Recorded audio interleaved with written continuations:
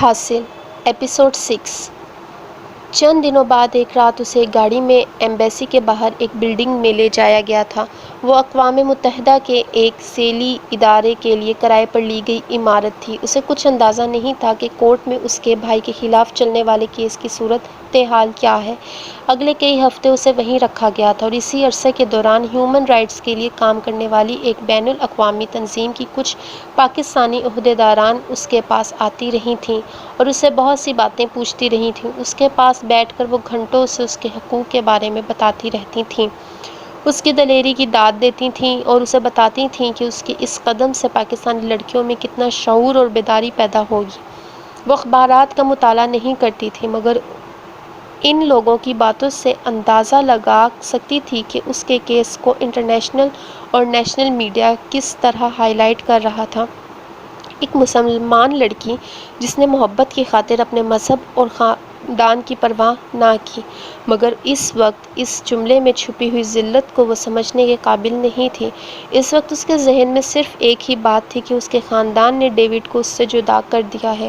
وہ اس کی زندگی کے ہولناک ترین دن تھے۔ گھر سے بے گھر اور بے نام ہونا اگر تکلیف دہ تھا تو مذہب سے بالکل کٹ کر رہ جانا بھی ایک عذاب تھا، مگر ان دنوں اسے احساس نہیں تھا کہ وہ کسی تکلیف سے ہی نہیں عذاب سے گزر رہی ہے۔ تب وہ کچھ سوچنے اور سمجھنے کے قابل ہی نہیں تھی۔ وہ وہی سوچتی تھی جو اس سے کہا جاتا تھا اور اسے ٹھیک سمجھتی تھی۔ وہ ان باتوں کو جج نہیں کر پاتی تھی۔ سب کچھ ٹھیک نہیں ہو رہا تھا۔ اس بات کا احساس اسے پہلی بار تب ہوا تھا جب اس سے ملنے والی کچھ غیر ملکی ننس نے اسے بائبل کے حوالے سے کچھ مذہبی مواد پڑھنے کے لیے دیا تھا۔ وہ اس مواد کو پڑھنے کے بعد یکدم بے چین ہو گئی تھی۔ اسے احساس ہونے لگا تھا کہ وہ کون ہے اور کیا کر رہی ہے۔ اسے یاد آیا تھا کہ بچپن میں وہ قرآن پڑھتی تھی۔ ترجمے سے اپنی کتاب کو نہ پڑھنے کے باوجود اس کتاب سے محبت تھی، انس تھا، عقیدت تھی، اور اب وہ لوگ اس سے کیا چاہتے تھے۔ پہلی بار اسے ان لوگوں کے درمیان خوف آنے لگا تھا۔ پھر اسے مذہبی لٹریچر باقاعدگی سے دیا جانے لگا تھا۔ اسے احساس ہونے لگا تھا کہ وہ کسی ایسے گرداب میں پھنس گئی ہے جہاں سے نکلنے کے بعد بھی اس کے ارد گرد پانی ہی ہوگا، زمین نہیں۔ ہر بار ان ننس سے وہ کتابیں لینے کے بعد اس کے دل میں اپنی کتاب کو ایک بار پھر سے دیکھنے، ایک بار پھر سے چھونے، ایک بار پھر سے پڑھنے کی خواہش اور شدید ہو جاتی۔ وہ کتابوں کو لینے کے بعد رکھ دیتی۔ وہ انہیں پڑھنا نہیں چاہتی تھی۔ وہ پڑھنا چاہتی بھی تو اس کے لیے یہ ممکن نہیں تھا۔ وہ سارا مٹیریل اس کے لیے نامانوس تھا، اجنبی تھا، اور لفظ سمجھنا اس کے لیے مشکل تھا۔ وہ ساری رات جاگ کر ان چھوٹی چھوٹی آیات اور دعاؤں کو یاد کرنے کی کوشش کرتی رہتی جو بچپن میں کبھی اس کی امی نے اسے سکھائی تھیں، مگر کچھ بھی یاد نہیں آتا تھا۔ اس کے ذہن سے جیسے سب کچھ مٹ چکا تھا۔ اس کا خوف اور وحشت بڑھتی جا رہی تھی۔ اسے چھوٹے سے چھوٹا درود پاک دہرانے میں بھی مشکل ہوتی۔ وہ رات کو کئی گھنٹے درود کے اگلے لفظ کو یاد کرنے کے لیے پاگلوں کی طرح کمرے کے چکر کاٹتی رہتی۔ بعض دفعہ یاد آ جاتا، اسے کچھ سکون مل جاتا۔ جب اگلا لفظ یاد نہ آتا تو وہ تکیے میں منہ چھپا کر کتنی دیر روتی رہتی۔ کچھ عرصے کے بعد اسے ایک چرچ کے ساتھ منسلک کانوینٹ میں منتقل کر دیا گیا تھا۔ وہ پہلی رات وہاں آنے کے بعد سو نہیں سکی تھی۔ یہاں سے جب وہ نکلوں گی تو میں کیا ہوں گی؟ کیا میں کبھی یہاں سے نکل سکوں گی یا نہیں؟ وہ ساری رات ایک ہی جگہ بیٹھی سوچتی رہتی تھی۔ پھر یہ سب کئی راتوں تک ہوتا رہا تھا۔ وہ ان لوگوں کو یہ بتانے کی ہمت نہیں رکھتی تھی کہ وہ ان کے مذہب میں دلچسپی نہیں رکھتی۔ اسے ان کی کتابیں نہیں پڑھنا ہے، اسے ان کی باتوں سے بھی دلچسپی نہیں ہے، وہ ان کے ساتھ رہنا بھی نہیں چاہتی۔ مگر پھر وہ کہاں جائے گی؟ یہ سب کچھ بتانے اور کہنے کے بعد وہ لوگ اگر اسے چھوڑ دیں تو وہ کیا کرے گی؟ باہر اس کے خاندان والے تھے، وہ ان سے چھپ نہیں سکتی، وہ ان کے پاس جا بھی نہیں سکتی تھی۔ وہ مکڑی کے ایک ایسے جال میں پھنس چکی تھی جہاں ہر روز اس کے گرد ایک تار کا اضافہ ہوتا جا رہا تھا، اور اس جال میں وہ اپنی مرضی سے آئی تھی۔ صبح ناشتے، لنچ اور ڈنر سے پہلے ڈائننگ ٹیبل کے ارد گرد تمام سسٹرز کھڑی ہو کر کھانے سے پہلے کی دعا کرتیں، جس میں وہ اس کھانے کو ان تک پہنچانے کا ذمہ دار گاڈ اور یسوع مسیح کو قرار دیتی اور اس کے لیے کھانا کھانا مشکل ہو جاتا۔ ان سب کے ساتھ آنکھیں بند کیے وہ وحشت کے عالم میں دہراتی رہتی، یسوع مسیح، میں آپ کی عزت کرتی ہوں، میں آپ کا احترام کرتی ہوں کیونکہ آپ بھی پیغمبر ہیں، مگر یہ کھانا مجھے اللہ دے رہا ہے، اللہ کے سوا کوئی نہیں، اور میرے پیغمبر محمد صلی اللہ علیہ وآلہ وسلم ہیں اور میں انہی کی پیروکار ہوں۔ یہ سب کہنے کے باوجود اس کی وحشت میں کمی نہیں ہوتی تھی۔ آخر کتنی دیر میں مزاحمت کر پاؤں گی؟ صرف زندہ رہنے کے لیے میں آخر خود کو کتنا گراؤں گی؟ صرف موت سے بچنے کے لیے میں کیا کیا کروں گی؟ کیا مذہب بھی بدل لوں گی؟ وہ سوچتی اور اس کی ذہنی ابتری کچھ اور بڑھ جاتی، اور پھر اس رات کے پچھلے پہر مایوسی کی انتہا پر پہنچ کر اس نے خودکشی کا فیصلہ کر لیا تھا۔ میں جانتی ہوں میں جو کر رہی ہوں وہ سب سے غلط کام ہے، مگر میرے پاس اس کے علاوہ کوئی رستہ نہیں رہا، صرف اپنا دین رہ گیا ہے اور میں اسے کھونا نہیں چاہتی۔ میں اب تک ایک گناہ کے بعد دوسرا گناہ کرتی آ رہی ہوں اور اب میں سب سے بڑا گناہ کرنے جا رہی ہوں، مگر یہ گناہ کم از کم مجھے ایک مسلمان کے طور پر ہی مرنے تو دے گا، چاہے یہ موت حرام ہی صحیح۔ جو کچھ بھی کر چکی ہوں وہ سب کرنے کے بعد میں اس کی مستحق نہیں ہوں کہ مجھے معاف کر دیا جائے، مگر پھر بھی میں تم سے ریکویسٹ کرتی ہوں کہ تم مجھے معاف کر دو۔ وہ اس رات کے آخری پہر بہت دیر تک اللہ سے باتیں کرتے ہوئے روتی رہی تھی۔ اگلے دن صبح سب کے ساتھ ڈائننگ روم میں ناشتہ کرنے کے بعد وہ کچن میں گئی تھی اور وہاں سے چوری چھپے ایک چھری اپنے کمرے میں لے آئی تھی۔ وہ اپنے ہاتھوں کی کلائیوں کی رگیں کاٹنا چاہتی تھی، مگر دن کے وقت کوئی نہ کوئی اس کے کمرے میں آتا رہتا تھا اور وہ نہیں چاہتی تھی کہ یہ قدم اٹھانے کے بعد بھی وہ بچ جائے۔ اس کے لیے یہ سب کچھ رات کو کرنا چاہتی تھی۔ اسی دن سپہر کو اسے کانوینٹ میں موجود لائبریری میں جانے کا اتفاق ہوا تھا۔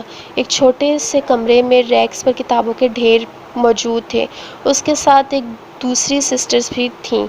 وہ خالی ذہنی کے عالم میں ان کے ساتھ ان کتابوں کے ریکس اور شیلف کے سامنے سے گزرتی رہی، اور پھر اچانک اس کی نظر ایک شیلف پر پڑی تھی اور اس کا دل ایک لمحے کے لیے جیسے دھڑکنا بھول گیا تھا۔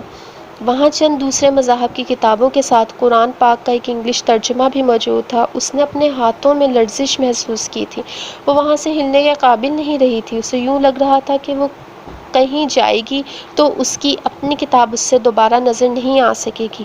دوسری سسٹرز نے کچھ کتابیں نکال لی تھیں اور وہاں سے چلی گئی تھیں۔ اس نے ان سے کچھ دیر بعد آنے کا بہانہ لگایا تھا۔ ان کے جانے کے بعد بے اختیار وہ اس شیلف کی طرف آئی تھیں اور اس نے اپنے کانپتے ہاتھوں سے قرآن پاک کو نکال لیا تھا۔ اسے پہلی بار احساس ہوا تھا کہ لوگوں کو جب خزانے ملتے ہیں تو ان کا کیا حال ہوتا ہے۔ دونوں ہاتھوں سے قرآن پاک سینے سے لگائے گھٹنوں کے بل زمین پر بیٹھے وہ بے تحاشا روتی رہی تھی۔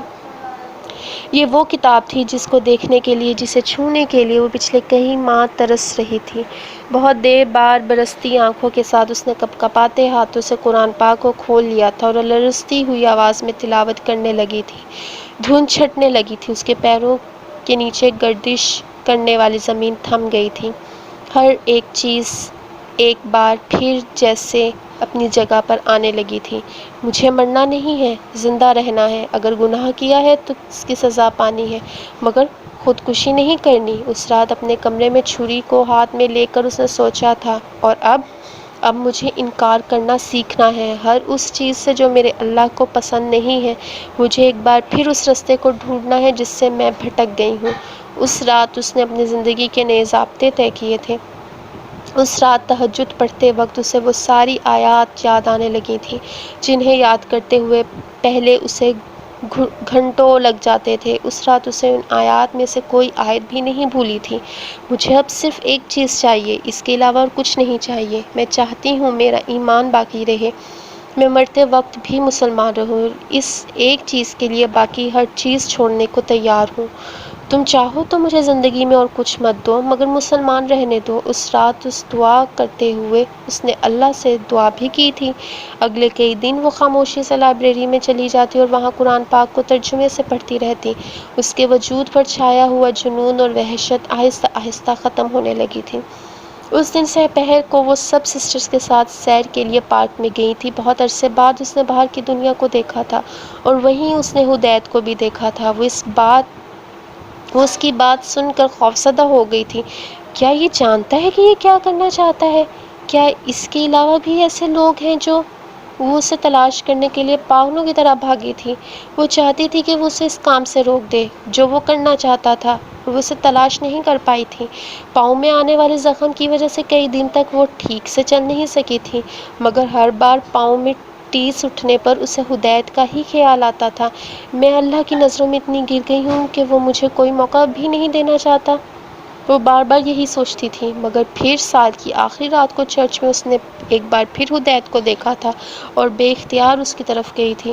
جب ہدایت نے اس کے پوچھنے پر اسے اپنے بارے میں سب کچھ بتا دیا تھا تو وہ جان گئی تھی کہ اسے کس طرح ہدایت کو کنونس کرنا ہے۔ اسے ہدایت سے محبت کا ڈرامہ کرنا تھا تاکہ وہ اس کی بات سننے پر تیار ہو اور وہ اسے اپنا ہمدرد سمجھے، اور اس نے ہدایت سے محبت کا اظہار کیا تھا۔ ہدایت کو اس کی بات پر یقین آیا تھا یا نہیں، مگر وہ خاموشی سے اس کی ہر بات سنتا اور مانتا رہا تھا۔ وہ جانتی تھی وہ اس سے جھوٹ بول رہی ہے، اسے ٹریپ کر رہی ہے، مگر اس کے علاوہ اس کے پاس دوسرا کوئی راستہ نہیں تھا۔ اس وقت اسے یہ اندازہ بھی نہیں تھا کہ جب اس کا یہ جھوٹ کھلے گا تو کیا ہوگا۔ وہ جھوٹ بول کر بہت دن ہدایت سے ملنے چرچ آتی رہی تھی۔ اس وقت اسے یہ خوف نہیں آتا تھا کہ اگر اس کی فیملی میں سے کسی نے اسے دیکھ لیا تو کیا ہوگا۔ اس وقت اس کے دماغ پر بس ایک ہی دھن سوار تھی، اسے ہدایت کو گڑھے میں گرنے سے بچانا تھا۔ شاید یہ نیکی اس کے اپنے گناہ کو معاف کروا دے۔ پھر ایک دن ہدایت نے واپس جانے کا فیصلہ کر لیا تھا، اور وہ جانتی تھی کہ اب اسے کیا کرنا تھا۔ وہ ہدایت کو اب کسی انتظار میں مبتلا نہیں کرنا چاہتی تھی۔ وہ آہستہ آہستہ اس سے اپنے رابطے ختم کرنے لگی تھی۔ وہ جانتی تھی کہ اب وہ کسی بھی شوق کا سامنا کرنے کے قابل ہو چکا ہے۔ وہ پہلے کی طرح مایوسی کا شکار نہیں ہوگا۔ انہی دنوں میں اس کے بھائی کو عمر قید کی سزا سنا دی گئی تھی، اور اس کے کچھ عرصے کے بعد ECL میں سے اس کا نام ہٹا دیا گیا تھا۔ باہر جانے سے پہلے اس نے برادر مالکم کو ہدایت کے بارے میں بتا دیا تھا۔ اگر یہ میرے بارے میں آپ سے رابطہ قائم کرے تو آپ اس سے کہہ دیجیے گا کہ میں مر چکی ہوں۔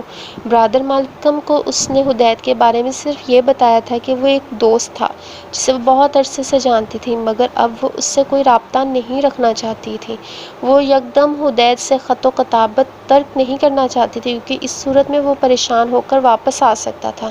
امریکہ جانے کے بعد وہ وہاں سے اپنی ایک دوست کو ہدایت کے نام کبھی کبھار خط بھجوا دیتی تھی، اور اس کی وہ دوست اس خط کو پاکستان سے پوسٹ کروا دیتی تھی۔